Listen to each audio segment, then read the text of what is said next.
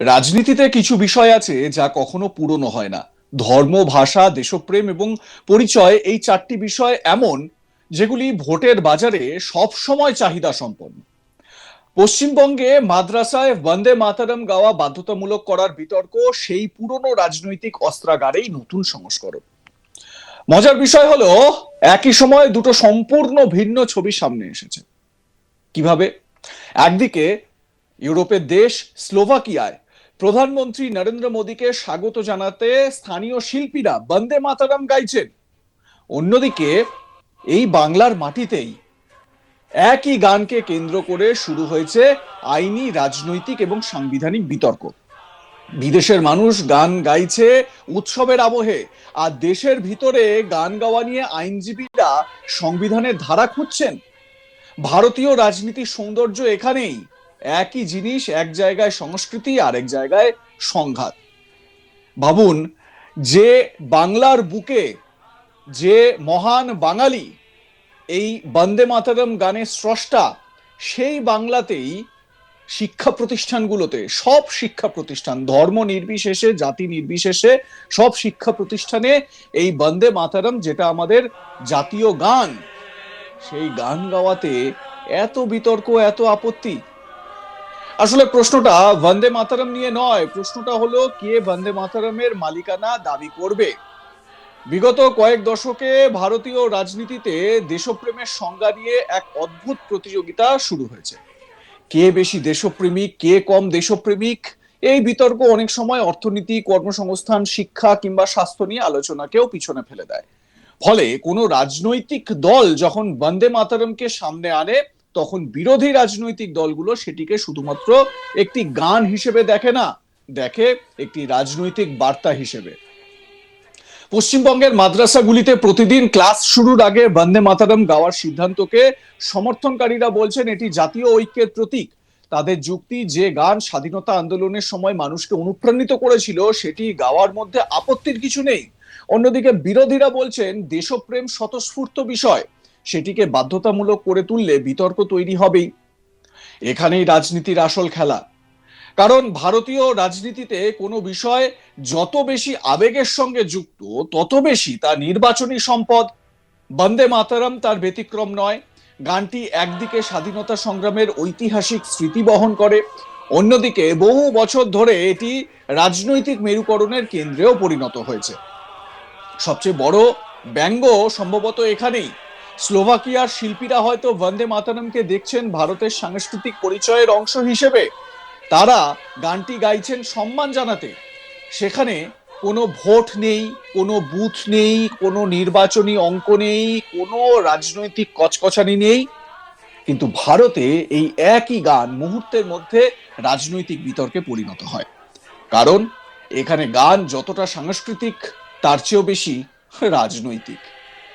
প্রধানমন্ত্রী নরেন্দ্র মোদীও এক্স হ্যান্ডেলে এই ভিডিওটি শেয়ার করে লিখেছেন, লুচনিকা এনসেম্বলের দল ব্রাতিস্লাভায় স্বাগত অনুষ্ঠানে বন্দে মাতরম পরিবেশন করেছিল।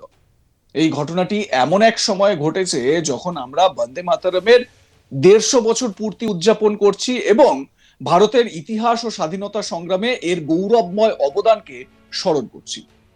বাংলার রাজনীতিতে এই বিতর্কের আরেকটি মাত্রা রয়েছে। দীর্ঘদিন ধরে রাজ্যের রাজনীতি ধর্মীয় পরিচয় এবং সংখ্যালঘু ভোট ব্যাংকের প্রশ্নকে কেন্দ্র করে আবর্তিত হয়েছে। ফলে মাদ্রাসা, বন্দে মাতরম, জাতীয়তাবাদ, এই তিনটি শব্দ একসঙ্গে এলে তা স্বাভাবিকভাবেই বড় রাজনৈতিক ইস্যু হয়ে ওঠে আর কি। এখানে প্রশ্ন উঠছে, দেশপ্রেম কি নির্দেশ দিয়ে তৈরি করা হয়? কোন সরকারি নির্দেশ কি একজন মানুষকে বেশি দেশপ্রেমিক করে তুলতে পারে? আবার উল্টো প্রশ্নও আছে, একটি জাতীয় গান গাইতে আপত্তি থাকলে তার কারণ কি? এই দুই প্রশ্নের মাঝখানেই দাঁড়িয়ে আছে বর্তমান বিতর্ক। রাজনৈতিক দলগুলি অবশ্যই বিতর্কে নিজেদের সুবিধা মতো অবস্থান নিচ্ছে। এক পক্ষ বলছে জাতীয় পরিচয়কে শক্তিশালী করা হচ্ছে, অন্য পক্ষ বলছে সাংবিধানিক অধিকার ক্ষুণ্ণ করা হচ্ছে। আর সাধারণ মানুষ দেখছে যে দেশে বেকারত্ব, মূল্যবৃদ্ধি, শিক্ষা এবং স্বাস্থ্য নিয়ে প্রতিদিন নতুন চ্যালেঞ্জ তৈরি হচ্ছে, সেখানে আবারও রাজনৈতিক আলোচনার কেন্দ্রে উঠে এসেছে একটি গান। সম্ভবত এটাই ভারতীয় গণতন্ত্রের সবচেয়ে আকর্ষণীয়, একই সঙ্গে সবচেয়ে ব্যঙ্গাত্মক বাস্তবতা। কারণ এখানে কখনো কখনো গানও রাজনীতি হয়, সংস্কৃতিও ভোট হয়, আর দেশপ্রেমও নির্বাচনী কৌশলে পরিণত হয়। স্লোভাকিয়ার মঞ্চে বন্দে মাতরম ছিল অতিথিকে সম্মান জানানোর ভাষা। বাংলার রাজনৈতিক ময়দানে সেটি হয়ে উঠেছে আদর্শ, পরিচয়, অধিকার এবং ভোটের লড়াইয়ের প্রতীক। তাই আসল প্রশ্ন গান নয়, আসল প্রশ্ন আগামী নির্বাচনে এই বিতর্ক থেকে রাজনৈতিক লাভের অঙ্কটা কে বেশি কষতে পারে। স্বাভাবিকভাবে এই নিয়ে চর্চা, আলোচনা তো তুঙ্গে উঠেছে। এই যে মাদ্রাসাগুলোতে এই বন্দে মাতরমকে বাধ্যতামূলক করা হয়েছে, শুধু মাদ্রাসা নয়, সকল শিক্ষা প্রতিষ্ঠানে ক্লাস শুরুর আগে যে প্রেয়ার করা হয় সেই প্রেয়ারে বন্দে মাতরমকে বাধ্যতামূলক করা হয়েছে। এতে আপত্তির কি থাকতে পারে? কিন্তু মুসলিম সম্প্রদায়ের মানুষ, বিশেষ করে যারা এই গানটার অপোজ করছেন, বিশেষত সবাই যে অপোজ করছেন এরকম নয়, জাতীয় গানের যারা অপোজ করছেন তারা এটা বলছেন যে এটা তাদের যে ধর্ম বা ধর্মীয় রীতি তার সঙ্গে নাকি পরিপন্থী, মানে তারা যেটা বিশ্বাস করেন তার পরিপন্থী একটি বিষয়, সেই কারণে তারা বন্দে মাতরম গাইবেন না। এআইএমআইএম সাংসদ, একজন ধর্মপ্রাণ মুসলিম, এআইএমআইএম এর প্রধান আসাদুদ্দিন ওয়েসি, তিনি সংসদে এই যখন বন্দে মাতরম নিয়ে আলোচনা হচ্ছিল তখন তো তিনি বলেই ফেলেছেন, আমরা আল্লাহকে ছাড়া আর কাউকে মানি না, আমরা নিজেদের মাকেই কোনো সময় তার গুণগান গাই না, বা আমার মাকেই আমরা পুজো করি না কোনো সময়, তাহলে আমরা বন্দে মাতরম কেন বলবো? দেখুন, এই ধর্মীয় যে বিভেদ বা ধর্মীয় যে বাধা, এই বাধাতেই কিন্তু আসল সমস্যাটা তৈরি হচ্ছে। বন্দে মাতরম গাইতে অসুবিধা কোথায় আছে? আজ তাক বাংলাতে আমরা বেশ কিছু স্কলার মানুষের বক্তব্য এতে করে জানার চেষ্টা করেছি। বিশিষ্ট শিক্ষাবিদ, পদ্মশ্রী প্রাপ্ত শিক্ষাবিদ কাজী মাসুম আখতার, তিনি তার বক্তব্য রেখেছেন। তারপর ডক্টর জয়ন্ত কুশারি, বিশিষ্ট পুরাণবিদ এবং ইতিহাসবিদ, তিনি তার বক্তব্য রেখেছেন আজ তাক বাংলার বিশেষ আলোচনায়, এবং তারা তাদের মতন করে এই বক্তব্যকে তুলে ধরার চেষ্টা করেছেন।